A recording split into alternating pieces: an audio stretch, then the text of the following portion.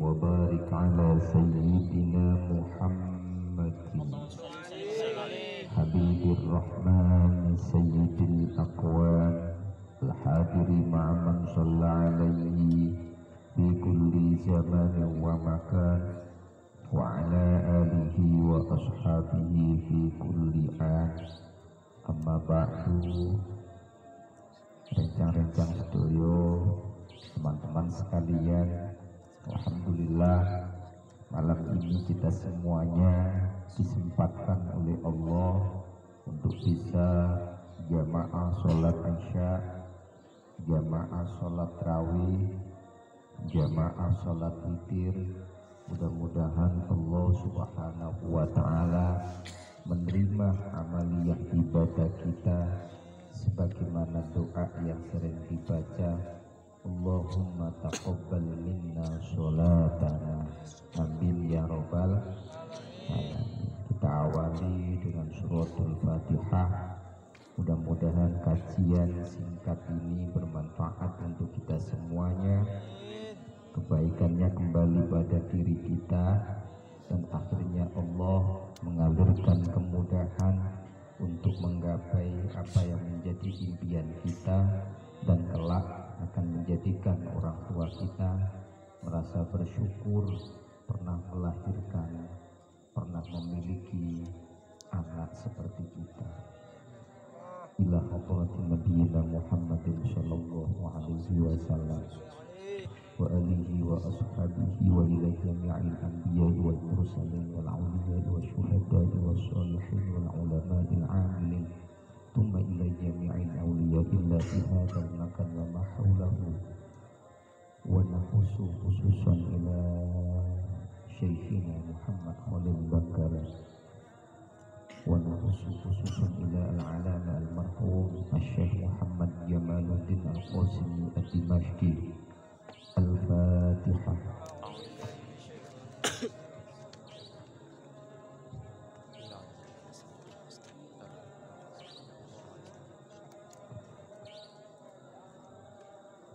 Alhamdulillah, insya Allah warga asrama ini punya potensi yang besar untuk menjadi orang sukses, menjadi orang besar, karena tanda-tandanya itu sudah cukup jelas. Terawih cepat, oke. Terawih sampai jam 8, itu kalau bukan anak asrama kabur semuanya. Wis pokoknya aku padamu boy. Ini luar biasa. Terawih sampai jam 8. Wis gak ngatasi boy. Selain asrama gak ngatasi, luar biasa. Alhamdulillah. Oh, saya gak berani ngomong gitu kok, akhirnya mencuat. Yes. Gak apa-apa, itulah bagian dari kenyataan. Kadang-kadang kenyataan itu tidak seperti apa yang kita harapkan. Ya memang begitu. Kadang bertemu di satu titik, tetapi kadang juga akan terpisah seperti jalan yang memisahkan. Sehingga harapan dan kenyataan tidak pernah bersatu. Tapi ingat loh, kebahagiaan itu jangan menunggu bersatunya, bertemunya antara harapan dan kenyataan. Kalau kebahagiaan kita sandarkan pada harapan dan kenyataan, maka kebahagiaan itu tidak akan pernah stabil. Karena isinya dunia kadang sesuai dengan kenyataan, kadang juga tidak. Dan sejatinya kebahagiaan itu adalah keterampilan menikmati keadaan. Update status. Soalnya kan keputusan di story ini, jadi nggak apa-apa sesekali. Bismillahirrahmanirrahim. Ini kaitannya dengan apa yang harus kita lakukan secara fikih bagi mereka yang menjalani puasa Ramadan. Fikih itu unik memang. Jadi fikih itu akan mengajarkan sesuatu yang sifatnya praktis. Makanya jembatannya syariat itu untuk bisa diimplementasikan menjadi ajaran yang praktis itu diantara jawabannya adalah fikih. Itu menariknya. Nah, yang pertama itu adalah muraqabati awwali syahri Ramadan wa dzalika bi ru'yatil hilal fa in humma fastikmalu 30 yauman min Sya'ban. Semua amaliyah di dalam fikih, mohon maaf, itu harus dipastikan bagi mukallaf itu untuk mengetahui kapan saatnya itu untuk dimulai. Maka orang yang sholat itu harus mengetahui bahwa sekarang saatnya zuhur, sekarang saatnya maghrib, sekarang saatnya isya, baru kemudian amaliyah itu dilakukan. Orang nggak boleh gambling. Misalnya kalau suatu saat kita di hutan, kita nggak ada sinyal, nggak ada HP, lalu kita nggak tahu ini sudah masuk waktunya apa, maka nggak bisa kita kemudian dituntut untuk melakukan amaliyah. Itu hebatnya. Makanya perangkatnya Islam itu memastikan orangnya siap, baru kemudian diberikan tuntutan. Makanya hukum itu, hukum taklifi itu adalah isinya tuntutan, dan tuntutan itu hanya ada dua hal. Yang pertama adalah tuntutan untuk melakukan. Kalau tuntutan untuk melakukan itu sifatnya adalah kuat, diulang-ulang dan ditopang oleh tuntutan yang lain, ditopang oleh petunjuk yang lain, maka ini menjadi wajib. Kalau tuntutan itu grade-nya masih di bawahnya, maka berarti tuntutan itu turun menjadi sunnah. Makanya konsekuensinya berbeda. Kalau yang pertama tadi konsekuensinya dilakukan mendapatkan pahala, ditinggalkan mendapat dosa. Tapi kalau yang kedua beda. Nah, tuntutan yang kedua itu adalah tuntutan untuk meninggalkan. Tuntutan untuk meninggalkan, agar kita meninggalkan itu kalau kuat sekali maka menjadi haram. Kalau turun grade maka menjadi makruh. Makanya itu kalau dibuat skema itu ada hubungannya. Melakukan yang wajib, meninggalkan yang haram itu berkorelasi, bisa ditarik. Maka orang yang melakukan sesuatu yang wajib pasti dia akan meninggalkan sesuatu yang haram. Dan orang yang mengerjakan yang haram pasti dia akan meninggalkan sesuatu yang wajib. Makanya konsekuensinya sama. Sehingga orang kalau dituntut untuk meninggalkan sesuatu karena itu haram, lalu dia ikut tunduk, maka mendapatkan pahala juga. Begitu. Jadi syariat itu begitu. Makanya Ramadan itu, puasa itu harus dipastikan bahwa yang bersangkutan itu tahu kalau itu waktunya 1 Ramadan, baru kemudian menjalankan puasa. Makanya ada yang menarik ya. Saya katakan tadi bahwa konsep syariat itu di dalam Islam memastikan orangnya siap, baru kemudian diberikan perangkat untuk melakukan sesuatu. Beda dengan negara kita. Perangkatnya disiapkan terlebih dahulu, tidak melihat kapasitas orangnya ini siap atau tidak. Oh ini gak paham. Perlu saya jelaskan. Nah, kalau konsep di dalam Islam itu menariknya adalah orangnya siap terlebih dahulu, baru kemudian diberikan tuntutan untuk melakukan atau meninggalkan. Makanya dipastikan dia mukallaf, dia balik, dia berakal. Ketika belum balik, berarti dia nggak akan pernah terkena tuntutan untuk melakukan itu. Bebas dia. Ketika dia tidak memiliki akal, pasti juga tidak akan terkena tuntutan. Makanya orang yang, mohon maaf, orang yang stres gila, dia nggak wajib sholat. Nggak sholat juga nggak masalah. Enak Pak. Enak Pak. Tapi Anda terlambat. Harusnya gila itu sejak kecil. Tapi kalau sekarang baru mulai gila dan sudah pernah balik, ini yang jadi masalah. Maka Anda dijamin ketika Anda tidak pernah balik dan sejak kecil gila, saya jamin legitimasinya jelas Anda nggak akan pernah dimasukkan ke neraka, karena Allah itu profesional. Jangan dikira. Jadi disiapkan dulu karena Anda waras, baru kemudian dituntut untuk melakukan Meskipun tidak sampai derajat wajib. Itu luar biasanya. Tetapi kalau di negara kita tidak, tuntutannya didahulukan, orangnya menyesuaikan.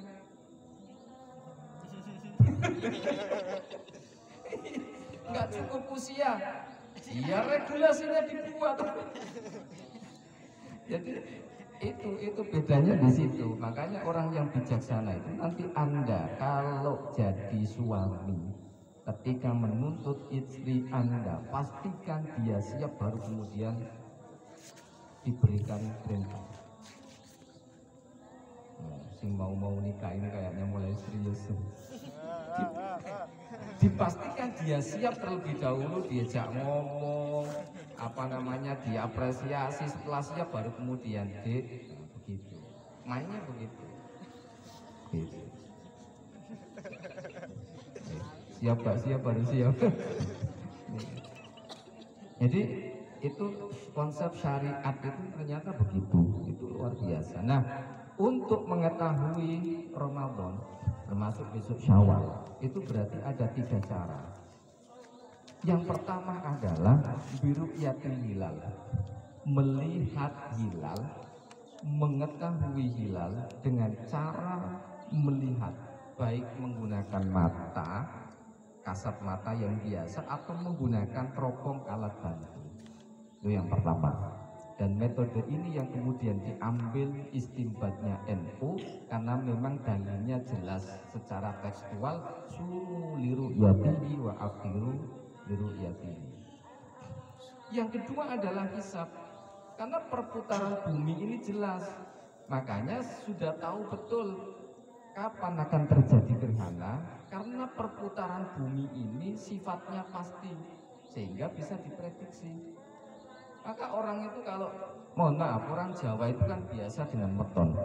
Dia lahir Rebo Wage misalnya tanggal sekian.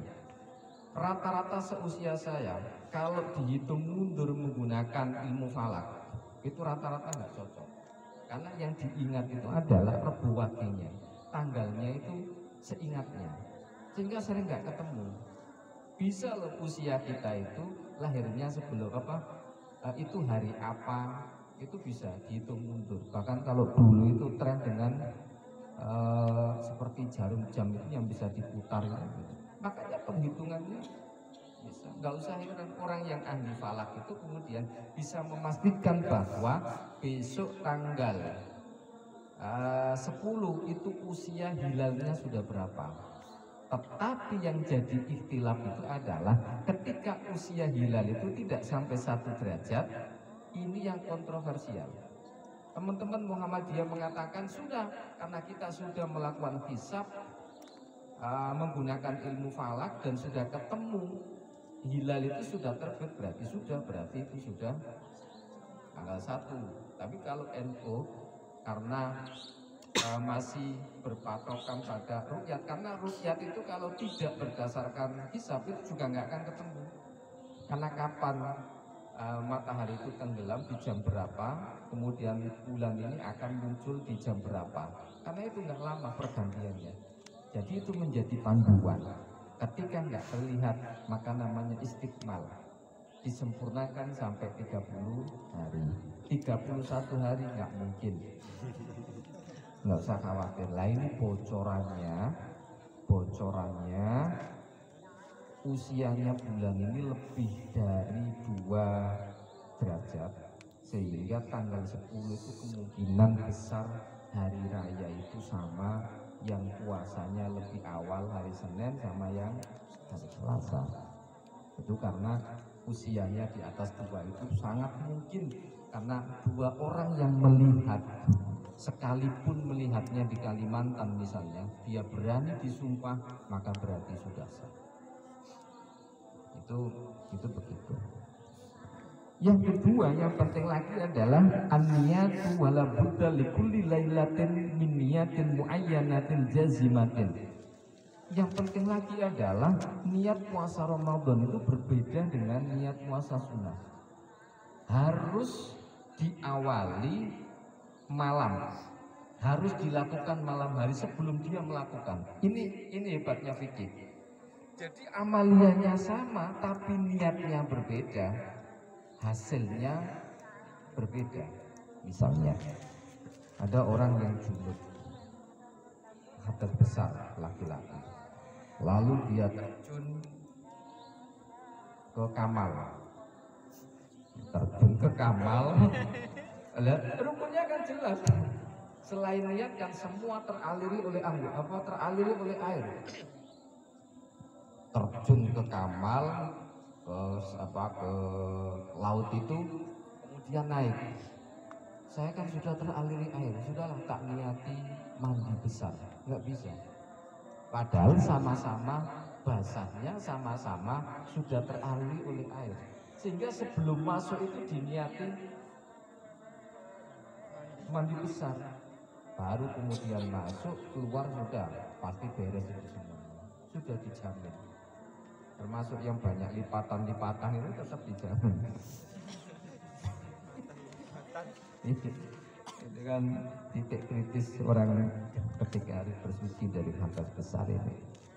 Jadi niat itu penting, tetapi kita juga diajarkan untuk taklid.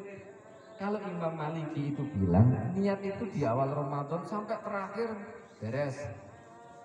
Makanya taklidan di Imamil Maliki. Nah, sehingga kita itu diajari di awal puasa itu biasanya niatnya 2 kali.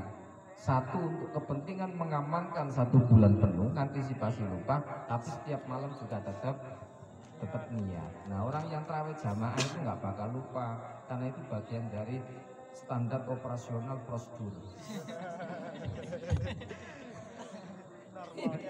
Iya, pokoknya sudah ada prosedurnya dan Anda nggak mungkin lupa, karena diingatkan.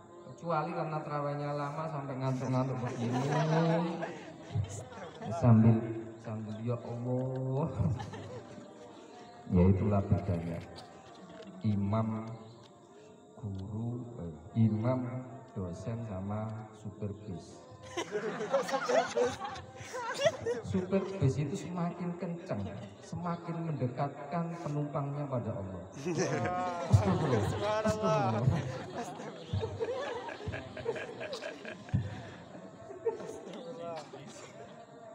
Tapi kalau imam yang kencang itu malah mendekatkan kepada Tuhan. Alhamdulillah, alhamdulillah cepat.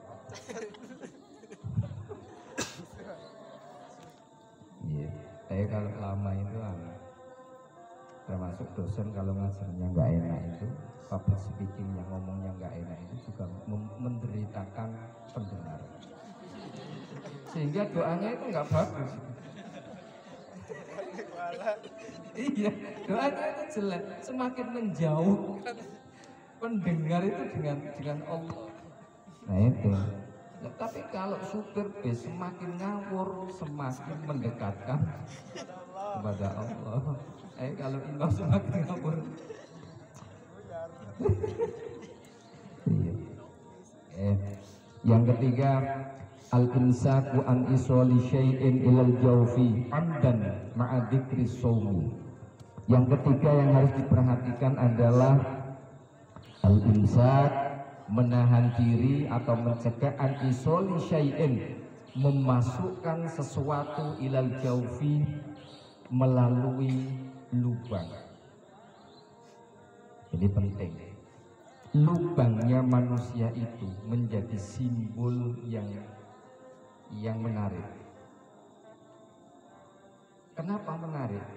Disitulah menjadi simbol satu sisi manusia itu sempurna. Laqad khalaqnal insana fi ahsani taqwim.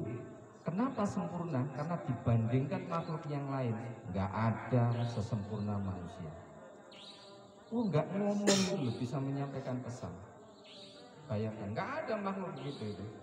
Lebah yang punya keistimewaan sampai menjadi nama surah di dalam Al-Quran. Bahkan Allah pernah bicara kepada lebah.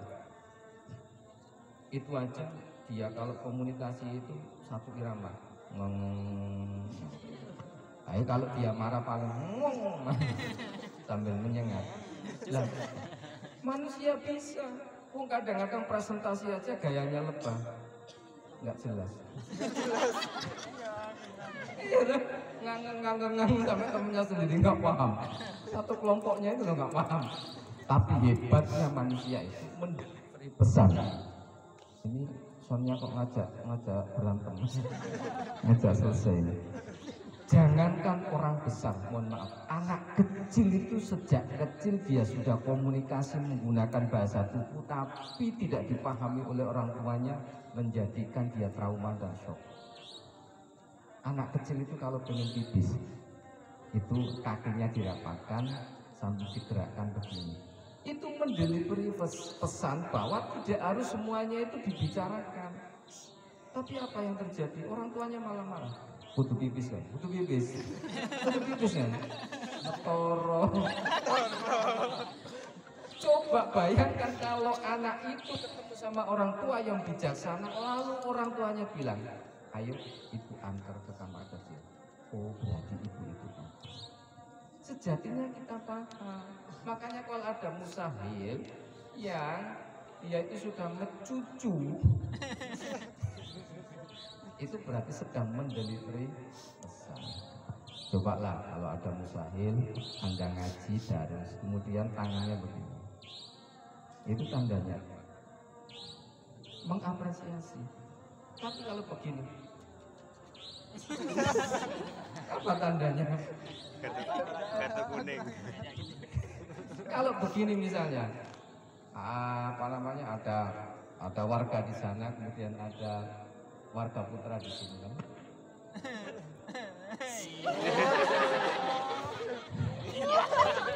Tandanya apa? Pilihannya hanya dua. Diterima. Tahu ditelak lagi. Artinya luar biasa. Tetapi 9 lubang yang saya maksudkan itu adalah menjadi simbol betapa manusia itu lemah. Ayo dihitung. Mata berapa lubangnya? 2. Hidung 4. Mulut, telinga jumlahnya berapa? 7. Yang 2 saya tahu tapi nggak bisa nyebutkan. Mohon maaf. Disensor. Yang bagian depan sama belakang. Nah, 9 lubang ini semuanya mengeluarkan sesuatu yang menjijikkan. Telinga cukil batu. Kalau zaman dulu malah mohon maaf ono istilahnya curut, mengalir warnanya hijau sama ini. Mata kalau bangun tidur memproduksi tape. Hidung memproduksi, mulut memproduksi apa? Peta Kalimantan. Makanya bantale asrama itu kalau dicek itu perlu diabadikan gitu. Iya, kalau liurnya walet seperti di tetangganya Mas Arin Al-Haq itu pusatnya walet. Jadi banyak orang kaya itu dulu karena punya apa namanya peliharaan walet. Liurnya mahal. Lah barang liurnya anak asrama. Sudah, apa yang kemudian harus kita banggakan? Lubang yang depan, apa yang dikeluarkan? Kencing. Kalau yang perempuan, kecap, saus, pokoknya menjijikan semuanya. Ya Allah. Yang belakang keluarkan apa coba? Sudah.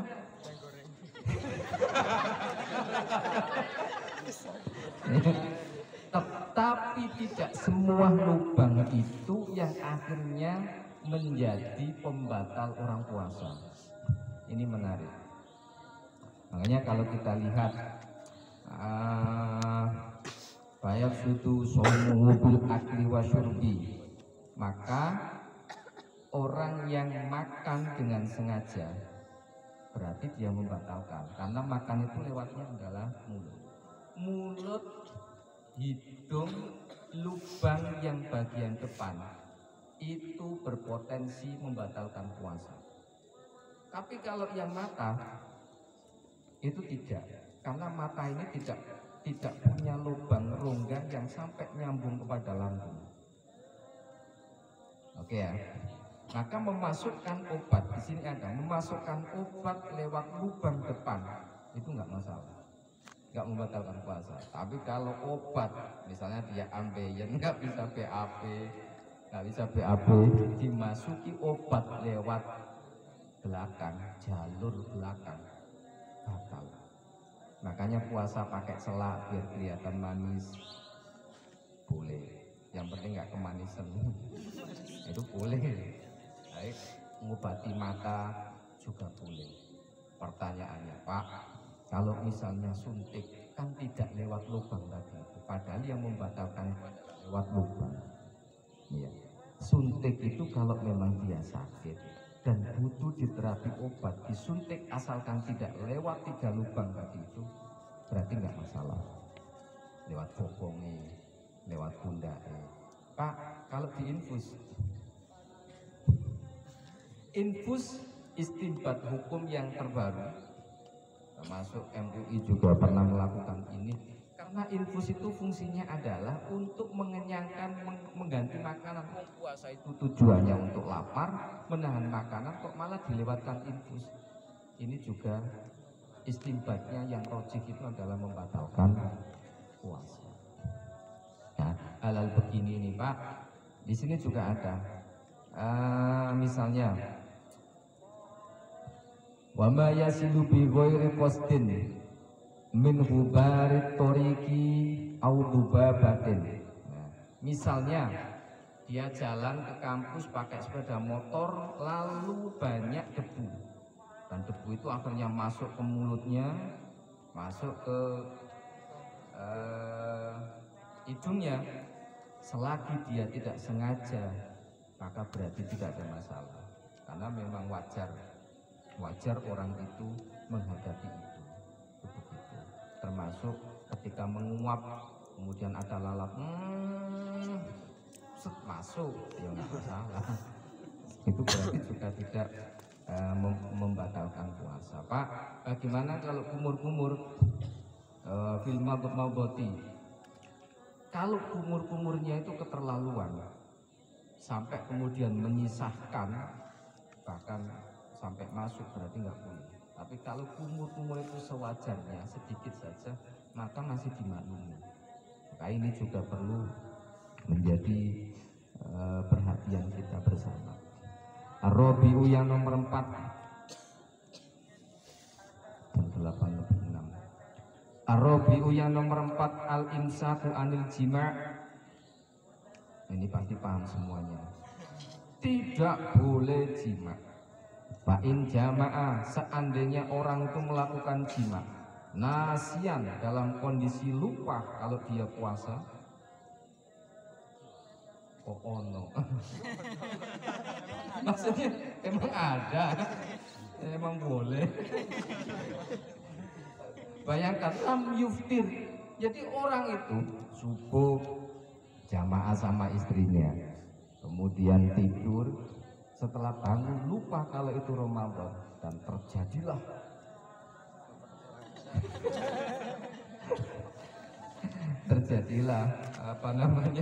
konspirasi itu sampai selesai.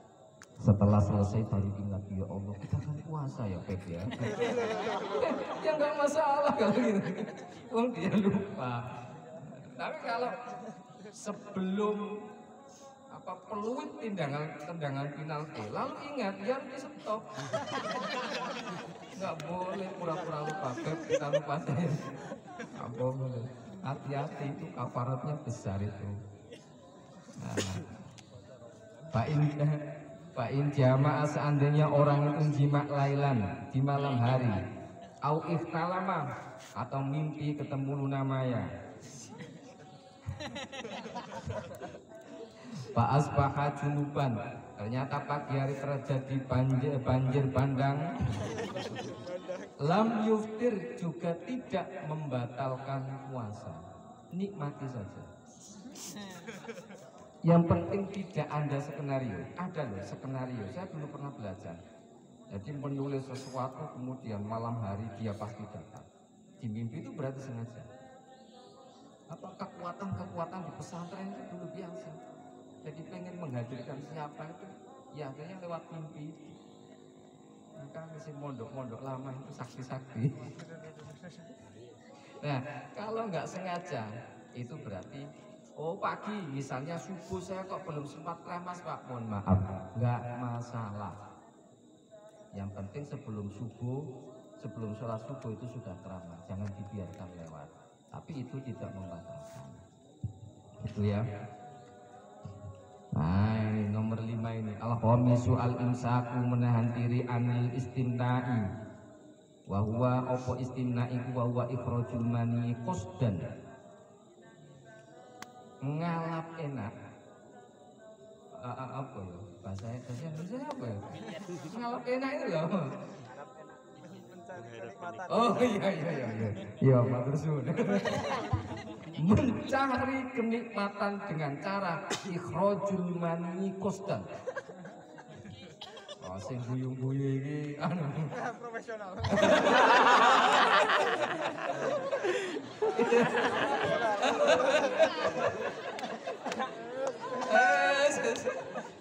Iya, memang kajian 18 tahun plus ya. Bijima'in au biwairi jima'in, baik prosedurnya melalui jalur jima atau yang lainnya. Fa'inna dzalika yuftiru, berarti semuanya tadi itu akan membatalkan puasa.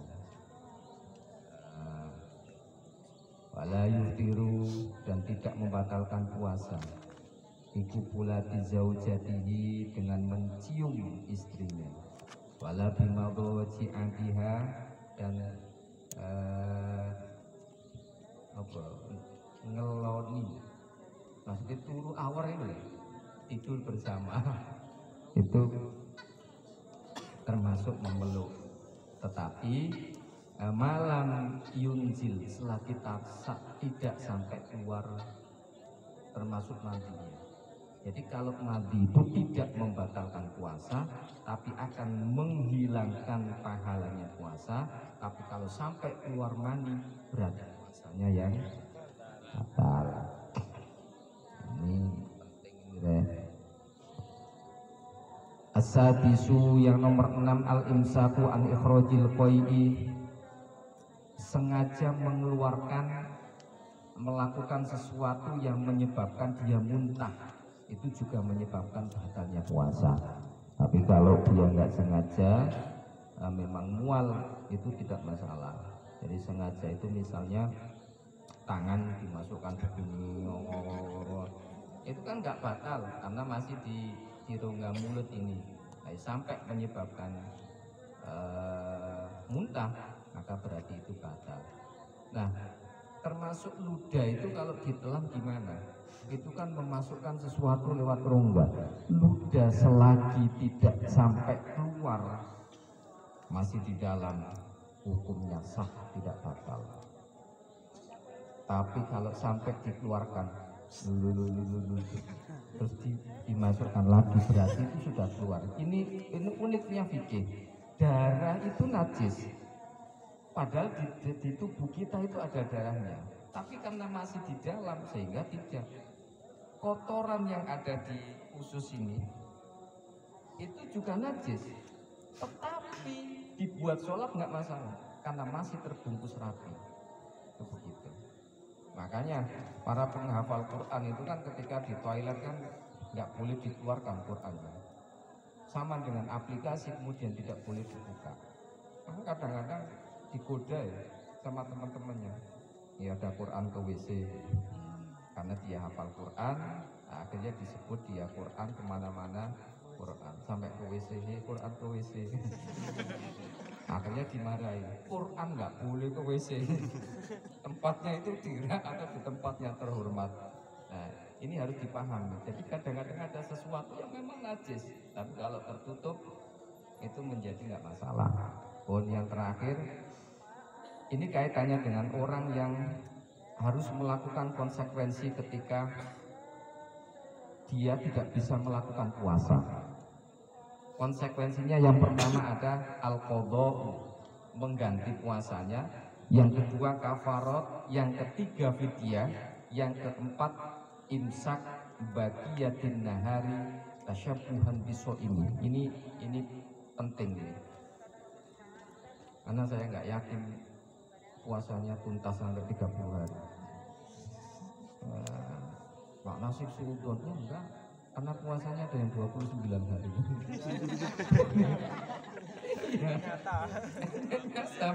Saya juga kayaknya puasa 29 hari. Nah, qadha itu adalah orang yang meninggalkan puasa baik karena biudrin au bi ghairi udrin, baik karena udzur syar'i atau tidak udzur syar'i, maka berarti wajib qadha. Termasuk orang yang sengaja membatalkan, itu berarti tetap secara fikih dia punya kewajiban untuk mengqadha, menggantinya. Tetapi yang menarik adalah di kitab ini dijelaskan mengqadha itu tidak harus berurutan. Jadi kalau punya hutang 10, terutama nah itu loh mbak ibu-ibu itu, kalau ibu-ibu itu punya hutang 10, besok ketika Syawal sampai Syakban misalnya, maka cara menggantinya itu tidak harus berurutan. Boleh sesuka hatinya, mau Senin, Kamis, dan lain sebagainya, itu boleh. Itu kaitannya dengan qadha. Yang unik lagi itu adalah para wanita. Wahai para wanita, Anda misalnya besok hari Kamis Anda puasa, sahur iya, subuh, mulai subuh sampai asar masih puasa. Setelah itu jam 5:20, padahal adzan maghrib tinggal 30 menit lagi, ternyata tamunya datang. Anda harus membatalkan itu yang saya katakan tadi, itu tunduk pada ketentuannya Allah. Tidak puasa itu justru akan mendapatkan pahala. Karena orang yang haid itu manik, tercegah untuk kemudian secara wad'i untuk melakukan puasa. Harus dibatalkan. Pak Eman tinggal 30 menit, tak empet Pak, nggak bisa. Nggak bisa. Nggak bisa diempet, kayak gitu nggak bisa. Kecuali konsumsi obat. Sekarang sudah ada obat, orang yang haji, yang umroh itu pengen nggak haid, akhirnya dia minum obat dan akhirnya nggak haid. Padahal haid itu normal, wajar. Orang yang haidnya nggak lancar itu pasti emosinya tidak stabil. Itu dijamin, begitu. Nah, cara mengqadhanya, saya kemarin kan hanya meninggalkan 30 menit. Apakah besok ketika mengganti puasa itu cukup puasa 30 menit? Enak. Jadi lihat poso 30 menit, qadhaan enak enggak? Jadi tetap dimulai yang pertama, karena secara fikih amalia yang tidak sempurna dan batal berarti harus dimulai start dari awal lagi. Itu begitu. Kecuali lupa, seperti orang sholat gitu ya, kok dia batal di tengah-tengah, nggak bisa, dia wudhu kemudian melanjutkan sholatnya. Tapi kalau dia lupa berapa rakaat ya, baru ditunjukkan, itu boleh disambungkan lagi. Saya kalau batal itu, Pak capek Pak jadi wanita, ya emang. Tapi pahalanya 2, pagi sampai sore itu tetap mendapatkan pahala. Anda batal makan itu juga akan mendapatkan pahala. Punya potensi 2 pahala. Sementara yang ini ya cuma 1, kalah mereka. Nah, makanya enak. Yang kedua fidyah, kita percepat aja. Fidyah itu adalah memberikan makan kepada fakir miskin. Ukuran fidyah itu, jadi kalau fidyah itu termasuk orang hamil, orang menyusui. Syaratnya adalah dia takut bahwa kalau puasa menyebabkan janinnya nggak sehat, berarti dia bayar fidyah terus qadha. Tapi kalau keputusan tidak puasanya itu karena khawatir terjadi sesuatu pada dirinya sendiri, berarti cukup qadha. Ini bedanya. Termasuk orang tua yang dia sakit, misalnya kita punya kakek, lalu tidak mungkin untuk sembuh, maka caranya adalah membayar fidyah. Berapa? Setiap hari 1 mud. 1 mud itu berapa? 3/4 liter. Jadi kan 1/4, kalau ditambah 1/4 ketemunya setengah. Setengah ditambah 1/4 3/4, ditambah 1/4 berarti 1. Kalau 10 dibagi setengah kali 2 10. 10. Yang tadi hitungan seperempat itu jawaban mikir benar. Yang kedua tadi 10 dibagi setengah kali 2 itu ketemunya berapa? Kok 10? 10 dibagi setengah itu berarti angka 2-nya naik, itu berarti 20. Nah, jadi kalau apa namanya liter itu nggak sampai nggak sampai penuh, hanya 3/4 itu setiap hari. Tinggal dihitung saja berapa hari orang tua kita misalnya kakek itu meninggalkan itu, maka baru kemudian dibayar itu.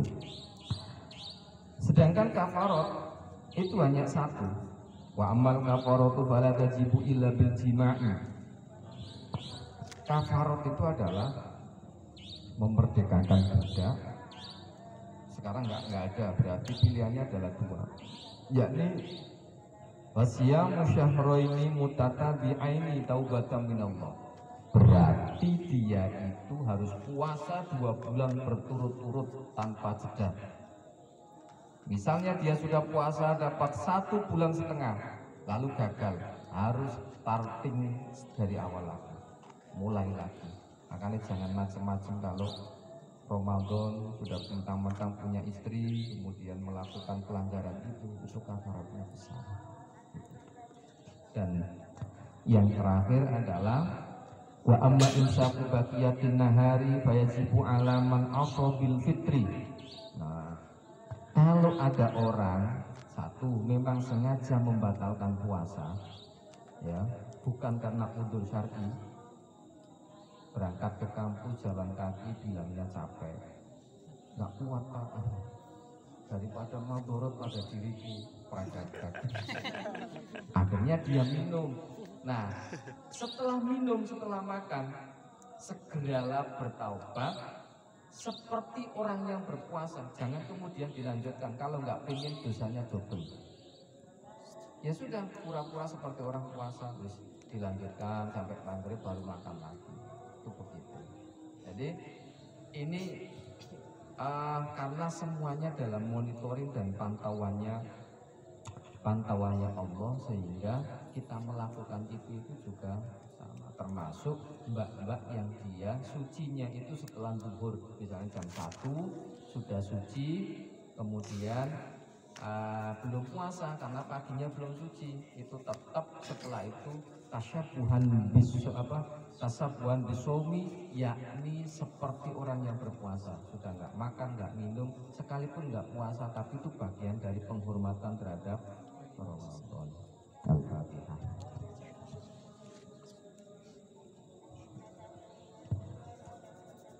Rabbi